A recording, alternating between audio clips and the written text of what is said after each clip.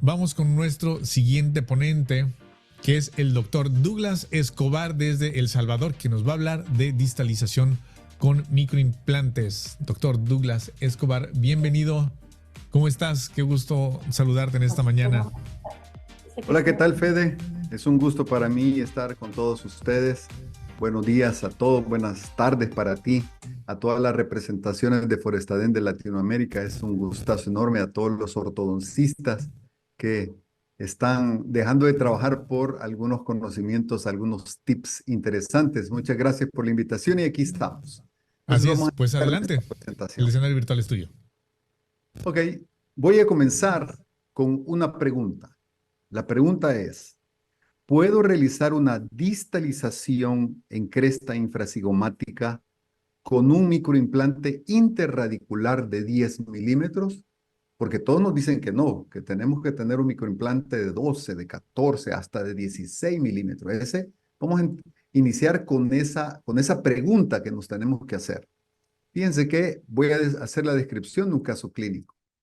Aquí, ¿por qué es tan importante este tema? Es muy importante porque básicamente nos ayuda para la solución de pérdida de anclaje. Cuando nosotros no se llevó bien el caso y nosotros tenemos una relación de cúspide a cúspide, podemos también utilizar eso, utilizar este tipo de sistemas para la distalización o en un caso que nosotros necesitemos también la distalización pura. Veamos. En la bibliografía, nosotros normalmente nos sacaban los libros y nos decían, piensa en esta bibliografía.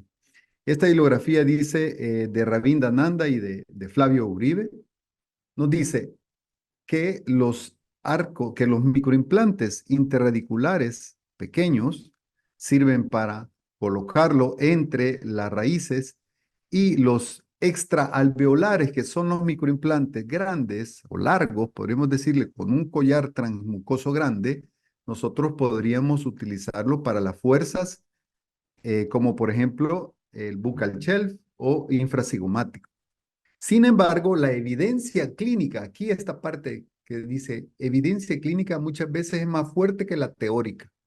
A veces los libros nos dicen una cosa, pero cuando usted está en clínica, yo soy un clínico que pruebo muchas cosas, cuando estamos en la clínica es otra cosa lo que podemos ver. Por eso es que a veces no tenemos que seguir a ciencia cierta o al 100% estas indicaciones.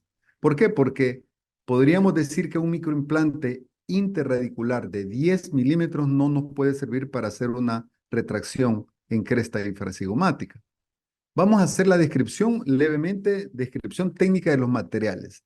¿Qué utilizamos? Bueno, utilizamos el sistema Ortho-Easy de Forestaden, un microimplante de 1.7 de milímetro de diámetro y 10 milímetros de longitud. Además de eso, utilizamos en este caso la prescripción de Ricketts, en donde, como sabemos, esta prescripción deja los premolares en una línea, no en las corticales, sino que en el hueso medular. Por eso es tan importante esta prescripción que nos va a servir mucho para las distalizaciones, porque vamos a manejarnos en el movimiento distal en la medular. Asimismo, aquí está este artículo en donde nos habla que podemos utilizar hasta 350 gramos de fuerza. Eso es lo que podemos utilizar en microimplante. Como ustedes pueden ver, el microimplante está con la rosca viva, es decir, no está en el collar transmucoso, sino que está con la rosca y no hay ningún problema con eso. Sabemos que la cresta infracigomática podemos encontrarla en adultos a nivel de las 6 primeras molares y en jóvenes un poquito más atrás, entre 6 y 7. Este hueso es un hueso muy bueno porque es un hueso de densidad 2. Es un hueso muy fuerte en donde nosotros podemos colocar un infracigomático y podemos un microimplante de 10 milímetros, que es el que estamos describiendo, y podemos llevar hacia atrás, al igual que en el buccal shelf, es el mismo tipo de hueso que nosotros tenemos.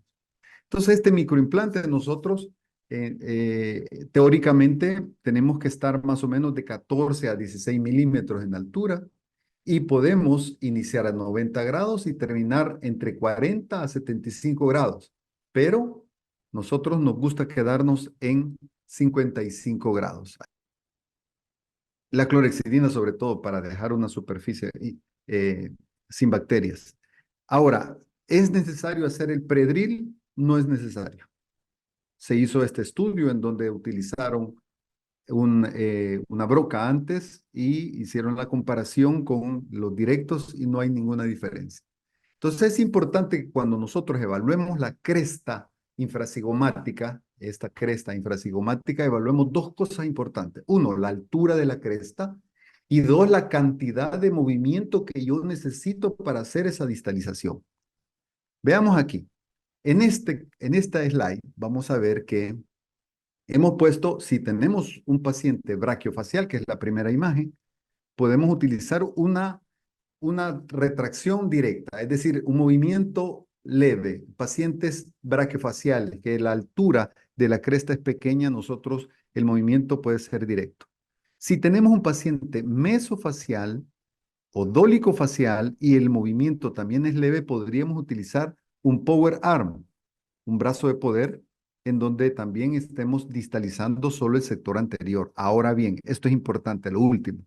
Si yo tengo un paciente mesofacial o dólico-facial y el movimiento que yo necesito hacer hacia atrás es de moderado a grande, sí necesito un cursor. Sí necesito un cursor. Entonces, eso es importante tenerlo en consideración. ¿Por qué? Porque depende del movimiento y depende de la altura de la cresta. Veamos un caso clínico. Alicia Sofía. Este es el caso de Alicia. Alicia tiene dos cosas importantísimas. Ustedes lo van a ver. En el estudio de Andrew vemos el incisivo en una muy buena posición en la vertical de Fall, en la línea Fall.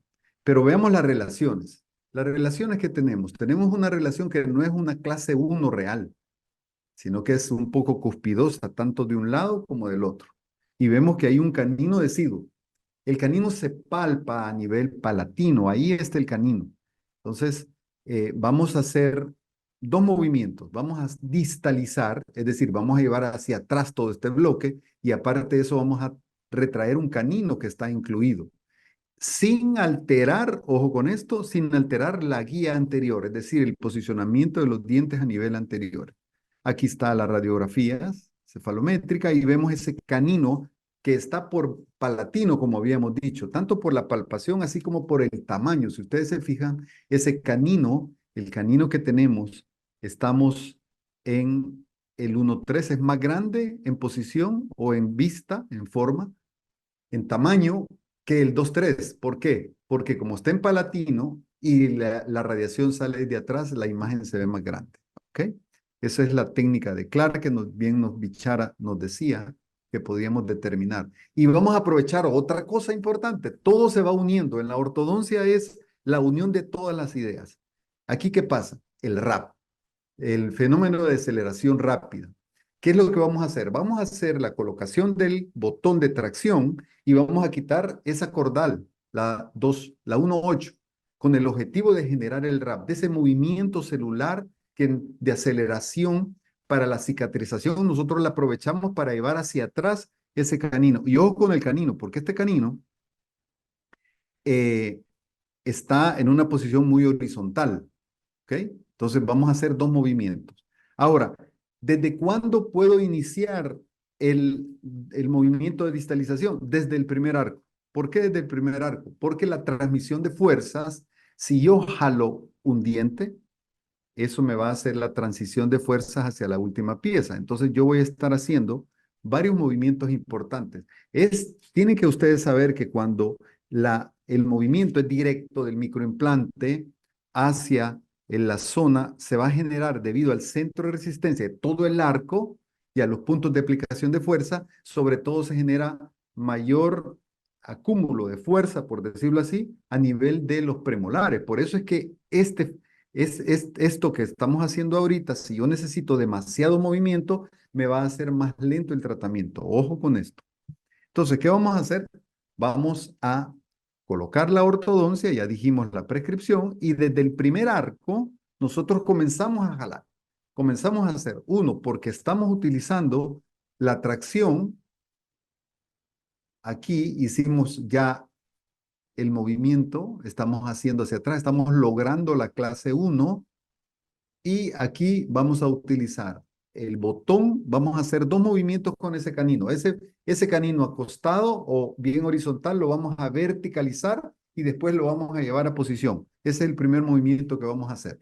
Entonces, vamos a ver este video de los vectores de distalización. Vamos a ver este video que nos dice: un punto estratégico es saber la altura de tu cresta infracigomática. Cuando nosotros tenemos una cresta infracigomática muy alta, necesariamente no tenemos que utilizar un vector vertical, sino que tenemos que utilizar un vector más horizontal. Por lo tanto, es la importancia de utilizar un cursor. ¿Para qué? Para que la fuerza de la palanca sea más horizontal. Que no se les olvide eso. Ese es el tips que ustedes tienen que manejar. Excelente. Como vieron ustedes, son conceptos que nosotros tenemos que saber para que nuestra biomecánica sea más fácil. Sabemos que tenemos una clasificación del posicionamiento de caninos, no nos vamos a quedar en esto. Y una vez que hemos alejado ese canino del lateral y que está en una posición más vertical, aquí iniciamos, si ustedes se fijan, el canino está casi tocando el central, luego lo alejamos y hicimos después el movimiento hacia vestibular, al posicionamiento del diente. Si yo ya distalicé, ese es otro tips también. Si yo ya distalicé y logré la clase 1 izquierda, tengo que ligar ese microimplante al 5 y le puedo poner fluida.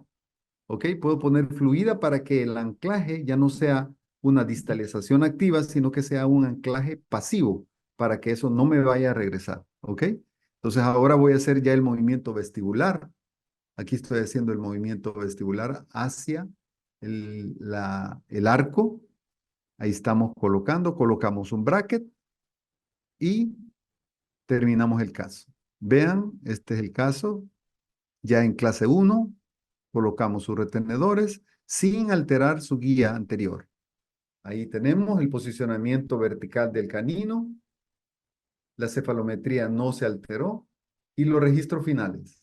Entonces, la guía anterior, el contacto de los dientes superiores con inferiores, tenemos una buena posición y vean este sobrepase. Aquí tenemos el sobrepase, tenemos el terminado del caso, vemos este canino que está en buena posición y así terminamos nuestro caso. ¿Ok? Es un gusto. Muchas gracias. Federico, gracias por la invitación. Espero haberles aportado un granito de arena en esta webinar final del 2023. Aquí estamos con nuestro cafecito de altura. Muchísimas gracias, Douglas, por la ponencia. Hablamos una vez más de microimplantes, de anclaje cortical, la utilización en la biomecánica para diferentes mecánicas de tratamiento, diferentes implementaciones.